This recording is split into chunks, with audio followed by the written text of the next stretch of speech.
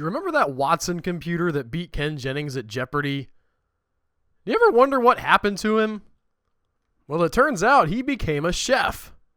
Because apparently the only thing creepier than a computer that can beat you at Jeopardy is a computer that tells you what to eat. If you go to IBMChefWatson.com, you can find all kinds of recipes this robot has cooked up. You see what I did there? You see? Do you see the pun? But how good is a robot really at figuring out what people would like to eat? Well, I decided to make one of these recipes and find out. Here's the recipe I decided to use.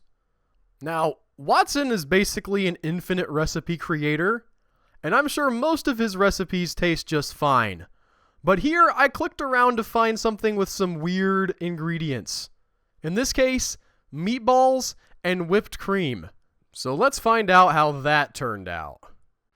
The very first part of this recipe says to toast red pepper flakes, black peppercorn, and caraway seed in a dry frying pan.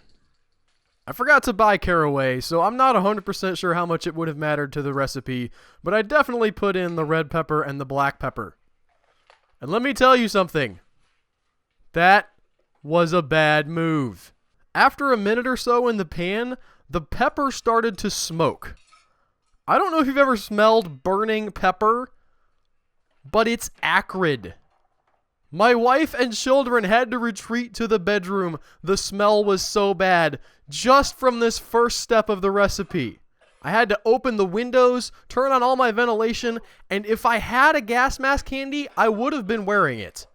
Step 2, grind up the pepper and the red pepper.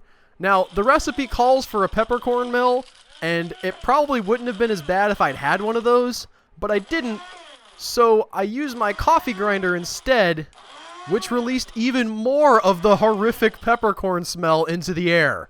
Also, my coffee now tastes like pepper. Once I had the toxic peppercorns done, I added the other spices to my wife's Ninja. I don't know why they call it a Ninja. It's not that quiet. Shout out to Fresh Ginger! What? All I had to do now was blend it up and add the olive oil. Well, first I had to get the lid on. Just a little bit of, nope. Well, maybe it goes, nope. Well, let's try it. Yeah, it must go that way, right? Wait a minute. Nope. I swear, you guys, this never happens to me. Okay, now we can blend it up and add the olive oil. All I have to do is get the lid off this olive oil. I'm sure it'll come off eventually. Yeah, let's score it with the fingernail a little bit. Don't right in. I know I need to cut them. Yeah, that should have done it, right? No? Oh, yeah, we're getting it now. This is definitely going to work. Why isn't it coming off? Okay, now you're just mocking me.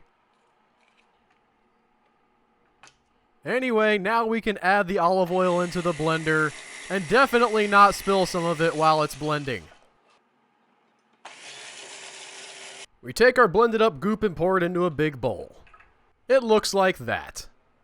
Yum!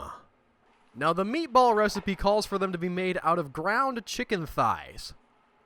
I wasn't able to find any pre-packaged ground chicken thighs, but fortunately I have a meat grinder and access to unground chicken thighs. This is literally how the sausage is made. And the meatballs. And hamburger. Just any kind of ground meat is made like this. I decided to make my own whipped cream, which is basically just confectioner's sugar blended with heavy whipping cream, and then you whip it for like 3 or 4 minutes. I might not have whipped it for long enough because it kind of ends up a little bit runny, but it tasted pretty good. Now on to the meatball recipe. It's a bunch of weird spices and that meat you saw me grind up earlier.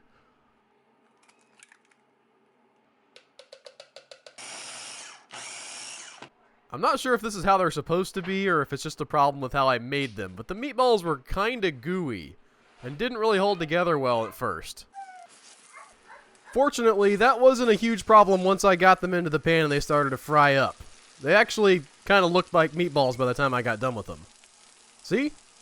I tossed them in that brown goop I made earlier, and I gotta admit, at this point, they're actually starting to smell and look like real food. Maybe this Watson thing isn't trying to kill me after all. Remember that runny whipped cream I made earlier? Yeah, let's spoon some meatballs right on top of that, baby. That's what the computer said to do. And then we eat it. How does it taste? Well, let's watch me eat it and find out. This is the face of a man who has just put a meatball a computer told him how to make in his mouth. I don't even know how to describe that. It's not bad. Have you ever heard people talk about a flavor explosion? All these, like, you keep tasting different things. This was not worth making most of the house toxic to the family. But, other than that little wrinkle, I don't hate it.